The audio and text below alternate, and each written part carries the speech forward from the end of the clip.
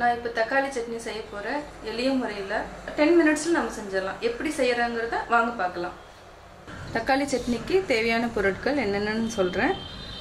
Oil, உளுத்தம்பருப்பு, கடலைப்பருப்பு, 2 பெரிய வெங்காயம், சின்ன வெங்காயம் கொஞ்சமாக, வரமிளகாய் 4, பூண்டு கொஞ்சம் எடுத்துக்கோங்க, தக்காளி 4.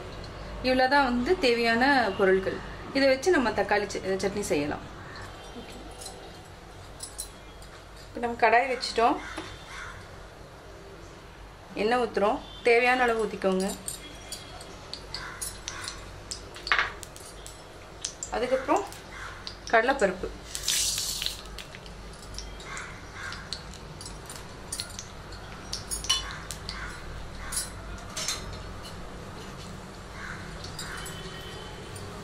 கடலைப்பருப்பு லைட்டாக ஃப்ரை பண்ணிவிட்டு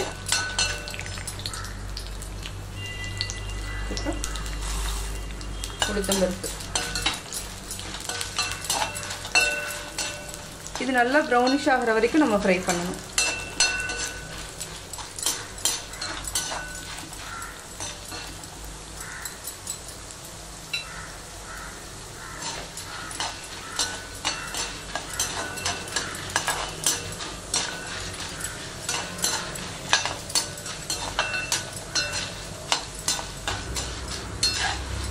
நல்லா ப்ரௌனிஷ் கலர் வந்ததுக்கப்புறம் இது வந்து என்ன, லோ ஃப்ளேமில் தான் நீங்கள் வறுக்கணும். அப்போ தான் வந்து நல்லா இதாக இருக்கும், கலர் வந்து நல்லா கிடைக்கும். இந்த இது வந்தோடனே நீங்கள் அதுக்கப்புறம் வெங்காயம் போடலாம். வெங்காயம் வந்து பெரிய வெங்காயம், சின்ன வெங்காயம் ரெண்டுமே மிக்ஸ் பண்ணி தான் நான் போட்டிருக்கேன். சின்ன வெங்காயம் வந்து என்னன்னா ஸ்வீட்டிஷாக இருக்குது, அது ஒரு மாதிரி நல்லா இருக்குது. மேக்ஸிமம் வந்து என்னென்னா எல்லோரும் சின்ன வெங்காயம் அதிகமாக சேர்த்துங்க, ரொம்ப நல்லது உடம்புக்கு.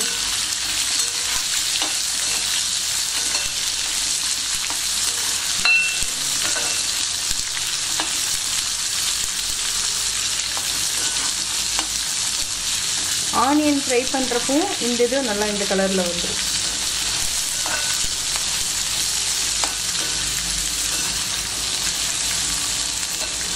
இப்போ வந்து நம்ம பூண்டு போட்டுரும். பூண்டு, வரமிளகாய் இதையும் போட்டு வதக்கிடுறோம்.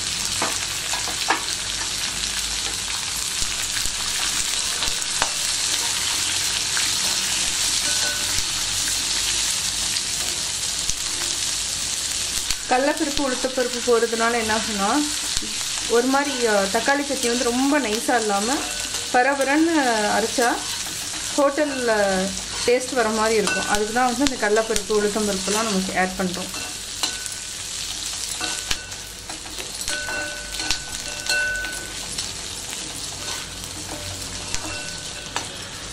ஆனியன் வந்து நல்லா வதங்கிடுச்சு. வதங்கினா அப்படியே கண்ணாடி மாதிரி இருக்கும், பார்த்தீங்கன்னா தெரியும். இப்போ வந்து தக்காளி போட போகிறோம். தக்காளி வந்து எப்போவுமே இந்த ஷேப்பில் வந்து கட் பண்ணிக்கோங்க போடுறதுக்கு முன்னாடி. சம்டைம்ஸ் தக்காளியில் நிறைய பூச்சியெல்லாம் இருக்கும், இதில் பார்த்தனாவே நமக்கு தெரிஞ்சிடும். இந்த மாதிரி கட் பண்ணோன்னா நமக்கு தெரிஞ்சிடும், ஈஸியாக ஃபாஸ்ட்டாகவும் வதங்கிடும்.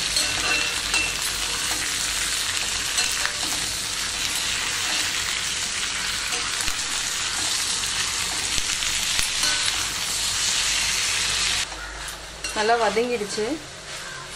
இப்போ வந்து உப்பு போடலாம்.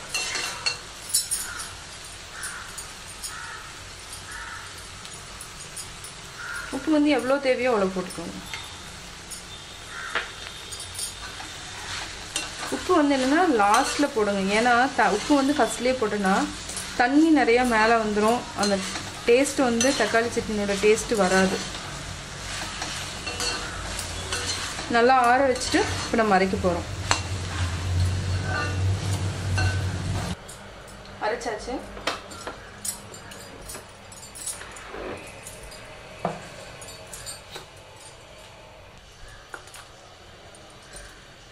ரொம்ப நைஸாக அரைக்க வேண்டியதில்லை, ஓரளவுக்கு அரைச்சா இது வந்து ஹோட்டலில் கொடுக்குற சட்னி மாதிரி இருக்கும்.